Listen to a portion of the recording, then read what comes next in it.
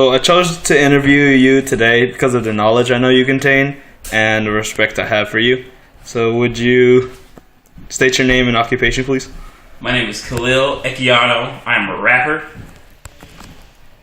and project coordinator for the Service Board.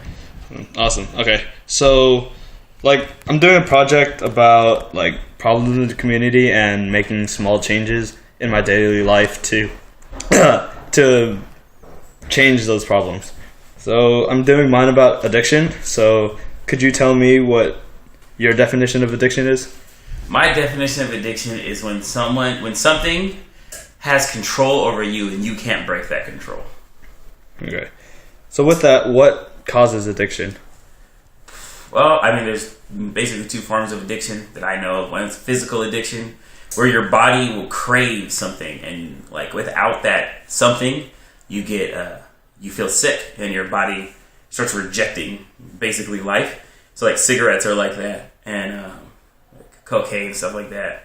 Then there's psychological addiction, which is where your mind convinces you that you need that, and sometimes you can even have physical responses to psychological addiction, but most of it is not as physical. It's just in your head. And that can be anything from a cereal to being at a certain place to there's people with weird addictions I eat cotton balls or something like that, but it can be anything. Psychological addiction can be transfixed to anything. And I feel like it usually starts around some kind of traumatic experience, and that somehow whatever that addiction is, it helped you feel like you were in control. And so but then that goes away as that addiction takes more control over your life. So, one of the people that I interviewed said there was a high emotional connection with it, and you said it could start with a traumatic experience. Mm-hmm. So, is there anything you could do to prevent it or help it, knowing that it was an emotional connection? To prevent it, I think when anything that starts off in a psychological nature dealing with trauma, the prevention isn't always applicable because you can't prevent the trauma. Because most of the time we don't know that it's going to happen. If your house gets burnt down, or you lose somebody close to you, or you get hurt, that's not things that you really had that much control over. We can control it to a certain extent, but as far as dealing with it and not forming any kind of psychological crutches or addictions, I think it's a lot about actually dealing with it, dealing with your actual emotions and not running away from them. Or I don't want to use the term running away from, because then people think that if you're dealing with trauma that you're weak, and it's not. It's just recognizing, usually when some traumatic happens, we have an immediate emotional, physical response to it. And that immediate emotional, physical response is designed to get us to a place where we're safe again. But once we're in that safe place, physically, we need to emotionally put ourselves in a safe place. And that is more difficult. That involves dealing with your feelings around the situation, which can be a huger issue that goes all the way back to years before the actual event happened. Mm-hmm. But only by dealing with why you reacted in that way and how that situation made you feel is the only way to make sure that you can heal from the psychological wounds of whatever that is. And a lot of times, most of us are ill-equipped to do so. In our culture, we don't have a lot of tools to deal with psychological trauma. And all of us have it. We're a nation of immigrants, and even starting with the pilgrims who came here, they were doing so to escape a horrible situation. So a lot of us have come to this country with trauma or inherited from our parents or grandparents.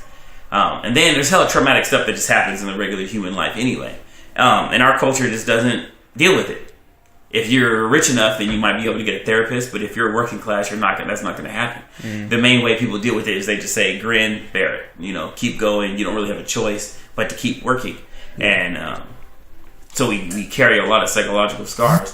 And the thing about it is that if you don't deal with it, you'll pass it on. So a lot of us have psychological scars that were given to us by our parents, which they got from their parents, which they got from their parents. But yeah, dealing with it, finding ways to heal from those situations is the only way I think you can deal with those kind of addictions. Physical addiction is both easier and harder because it's a physical addiction. So really, you just need to be separated from that thing for long enough for your body to realize it doesn't need it. But that is hard. That is so difficult because your body is screaming out, and you can get really physically sick. And sometimes that's why it's better for people to be weaned off of something as opposed to just cold turkeying it, because like they can die, you know. So. Right. And for the last question, for the emotional one, not actually the physical addiction you spoke of. A lot of teens these days, or people my age, tend to tell people that seem sad or anything to just let it out, come vent to me, talk to me. Do you really think that's effective, or is there another way we should approach this? I think yes and no. It definitely depends on the person. Mm-hmm. I think venting can be a very effective first step. A lot of times when something happens to you, it just seems so huge that you can't really put your mind around it. And being able to vent and yell or scream or just say what's really bothering you, it helps release and makes it smaller. It doesn't seem like it's all of this anymore. It's just this. But it doesn't actually fix the problem. Yeah. But for a lot of people, that release is enough to be able to allow them to think clearly again so they can deal with the problem. Or they have a good enough support structure that once people understand what's going on, the other people around them can help them think of how to deal with it. So I think it's a great first step. Okay. I think people don't give a lot of teens and youth credit for how well they deal with trauma. Like, if you think about it, being a teenager is this point where you're between an adult and you're between a kid.